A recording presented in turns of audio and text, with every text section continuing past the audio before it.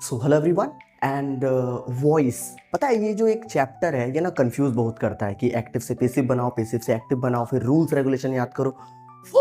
But आज पता है मैं ना आपको वॉइस जो है विद इन 15 मिनट आपको ये क्लियर करने वाले कि बनता कैसे है। And you have to just be with us. अगर आप नए हो चैनल में, do not forget to subscribe and like the video, because ये जो ट्रिक है वो एकदम नया है and that is my personal trick. And अगर आज के बाद ये ट्रिक आपको कहीं भी अगर देखने को मिला, इसका मतलब ये है कि भाई उन्होंने हमारा वीडियो देखा तो है। So let's begin the topic.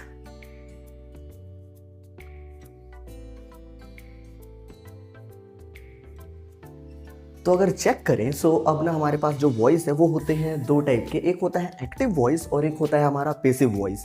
Now active voice जो भी आप अभी तक इंग्लिश में सीखे हो वो सारे एक्टिव वॉइस है, मतलब हमारे नॉर्मल सेंटेंसेस। और पैसिव वॉइस मीन्स ना प्रोफेशनल सेंटेंसेस होता है। इसका इस्तेमाल हम लोग प्रोफेशनल लाइफ में ज़्यादा करते हैं। कभी ना कभी आपने ये तो सुना ही होगा कि ना आपको वहाँ बुलाया जा रहा है, या फिर स्टेज में कई बार बोलते हैं ना कि भाई हम आपको इस काम के लिए सम्मानित करते हैं, या फिर आपको इस काम के लिए सम्मानित किया जाता है। तो ये जो सेंटेंसेस है ना ये हमारे पैसिव वॉइस है। अब एक चीज आपको याद रखना है कि एक्टिव वॉइस शुरू होता है सब्जेक्ट से और एंड होता है ऑब्जेक्ट पे। Now but passive voice just उल्टा है, ये स्टार्ट होगा ऑब्जेक्ट से और फिनिश होगा सब्जेक्ट पे। That the thing. और सेकेंडरी जो चीज आपको याद रखना है कि पैसिव वॉइस में हमेशा ही हम लोग वर्ब के थर्ड फॉर्म का इस्तेमाल करते हैं। अब ये तीन चीजें आपको याद कर रखना है। और इसके अलावा देखो आपको ना एक चीज क्लियर रखना होगा that you must know about the verbs form. अगर मैं यहां पर कोई सेंटेंस लिख दूं तो आपको पता होना चाहिए कि वो वर्ब का फॉर्म कौन सा है। सच एज अगर मैं यहां पर लिख देता हूं dance, so can you tell me कि ये वर्ब का कौन सा फॉर्म है?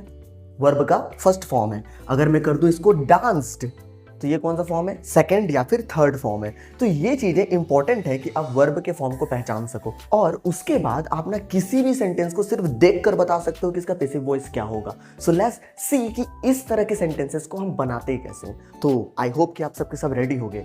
Let's begin it up. तो सपोज ये हमारा सेंटेंस है, ही कैन स्पीक इंग्लिश। अब इसको बनाएंगे कैसे? मैं क्या बोला था कि वर्ब का फॉर्म ध्यान में रखना है। देखो और यहाँ पर वर्ब कौन है हमारा? स्पीक, ये है वर्ब का फर्स्ट फॉर्म। यप। और ये रहा हमारा हेल्पिंग वर्ब। अब आपको पता है कि सब्जेक्ट जो है वो ऑब्जेक्ट की जगह में गया और ऑब्जेक्ट जो है वो सब्जेक्ट की जगह में गया। इसको ध्यान रखना, लिखेगा कोई नहीं, ध्यान देंगे अभी। तो हम क्या करेंगे, इंग्लिश को पहले लाएंगे यहाँ।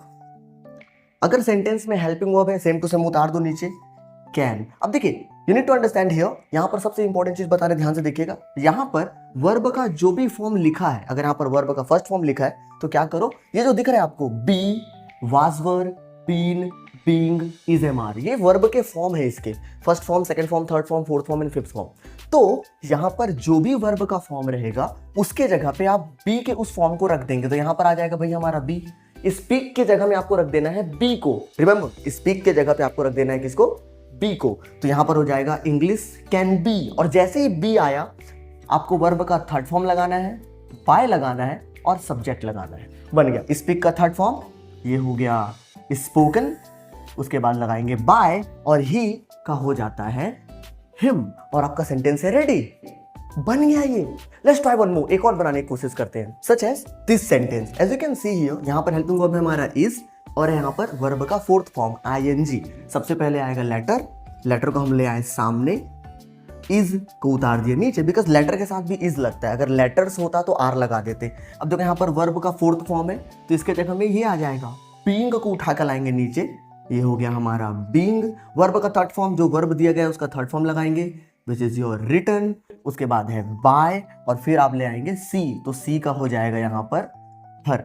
Now sentence is your ready. तो सेंटेंस को हम देख कर बता सकते हैं कि इसका आंसर क्या होगा। Let's try to make some more, कुछ और बनाने की कोशिश करते हैं इसमें। Let's try to make this sentence. As you know क्या करना है अपने को, सब्जेक्ट को उठा के ले जाना है ऑब्जेक्ट की जगह में, ऑब्जेक्ट आ जाएगा सब्जेक्ट की जगह पे।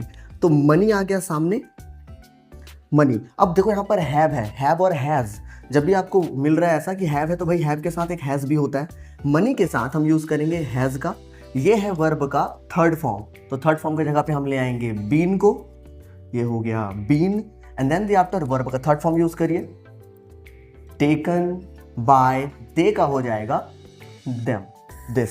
तो इस तरह से आप ना किसी भी सेंटेंस को पैसिव वॉइस में बदल सकते हैं। सबसे इंपॉर्टेंट क्या है यहाँ पर, आपको वर्ब के फॉर्म्स पता होने चाहिए कि वो फर्स्ट है, सेकंड है, थर्ड है, फोर्थ है, फिफ्थ है, जो भी है आपको पता होना चाहिए। By the help of it you can create any active voice into the passive voice with in a second, because अब ये काफ़ी आसान है। अब देखिए जरा देखा जाए तो शायद वीडियो को 4 या 5 मिनट हुए और इस 4 से 5 मिनट में आप ये सीख चुके हो कि पैसिव वॉइस में किसी सेंटेंस को बदलते कैसे हैं। चलो थोड़ा सा ना ट्रिकी क्वेश्चंस लेते हैं, वो कैसे बनेगा वो चेक करते हैं। अरे ये क्या हुआ, सेंटेंस थोड़ा छोटा हो गया। अब देखो एग्जाम में ना कभी कभी इस तरह के क्वेश्चन ही पूछे जाते हैं बिकॉज वो कंफ्यूज करना चाहते हैं आपको कि इसमें तो अब हेल्पिंग वर्ब है नहीं, लो बना के दिखा दो भाई, कैसे बनाओगे तुम। Now you need to understand again the same thing, verb के फॉर्म को चेक करो। देखो ये वर्ब का कौन सा फॉर्म है, second form. Now do not get confuse.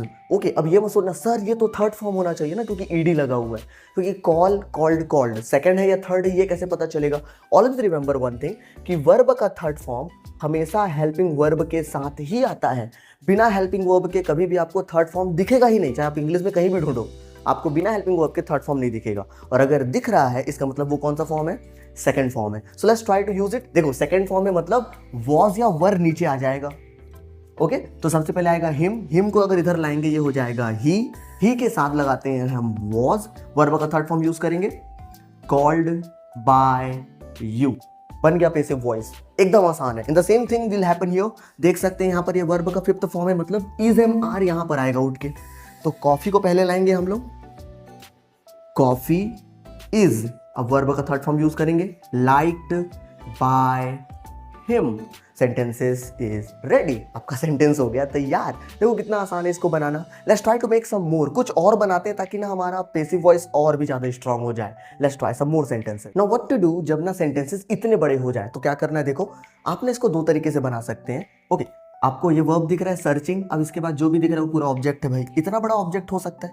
Even same one यहाँ पर है, ये टेक वर्ब है तो ये पूरा का पूरा ऑब्जेक्ट है। तो आप चाहो तो इसको पूरा का पूरा उठा के सामने ले आओ, और you can do one thing, you have to search the preposition. आपको यहाँ पर प्रीपोजिशन को ढूंढना है, सच एज यहाँ पर है ये इन, तो एक काम करिए इतने को छोड़ दीजिए, इस सेंटेंस इस वर्ड को या ये इतना जो फ्रेज है this will be at the end, ये ना लास्ट में आ जाएगा हमारा। The same thing will happen here, on time यहाँ से हम छोड़ देंगे। तो बनाने का दो टेक्निक है, या तो आप पूरा सामने ले आओ या तो सिर्फ इस वाले वर्ड को सामने लाएंगे। तो चलो हम इसको बनाते हैं। तो यू के साथ लगता है वर, तो यू वर, वर्ब का फोर्थ फॉर्म है, मतलब बींग को उठा के सामने ले आएंगे हम, तो हो गया बींग, इसके जगह पे आ गया ये being. And then the after search का third form searched by him. अब पूरा सेंटेंस आपका बन गया। Now just do one thing, in home को वापस आप लगा दीजिए, इन होम, ये सेंटेंस रेडी है। You were being searched by him in home, ready है। and the next one is your this, you should take medicine on time। you can do the same thing, यहाँ पर वही चीज करेंगे हम, पहले मेडिसिन को लेंगे, this is your here, so medicine and then the after your should as a helping verb, क्योंकि helping verb है, ये है वर्ब का फर्स्ट फॉर्म टेक। तो अब आप बताओ कि टेक के जगह पे कौन आएगा, जस्ट टेल क्विक, जल्दी बताओ। बी, तो बी यहाँ पर आ गया, and then the after take का थर्ड फॉर्म हो गया टेकन, उसके बाद है बाय एंड यू। अब आपका पूरा सेंटेंस बन चुका है। अब जो बचा हुआ वर्ड था ऑन टाइम, इसको हम लास्ट में डाल देंगे। So now your sentence is ready. Medicine should be taken by you on time. So this is one of our most fantastic kind of a trick, जिसके थ्रू आप किसी भी एक्टिव सेंटेंस को पैसिव सेंटेंस बना सकते हो with in a second. तो I hope कि ये सारी चीज आपको समझ में आ गया होगा। अगर मजा आया then do not forget to subscribe the channel, like करो और लोगों के साथ शेयर करो, अपने दोस्तों के साथ शेयर करो, ताकि एग्जाम में ये जो पूरे के पूरे 2 नंबर का क्वेश्चन है हम इसको अच्छे से बना सके। So till then take care, but कहीं जाना नहीं, क्योंकि वीडियो के एंड में ना मैं आपको 5 सेंटेंसेस दे रहा हूँ, इसको आप बनाकर मेरे को कमेंट में बॉक्स में सेंड करिए, तो मेरे को पता चल जाए कि आपको ये चैप्टर समझ में आया या नहीं आया। तो take care, enjoy yourself, see you on the next time.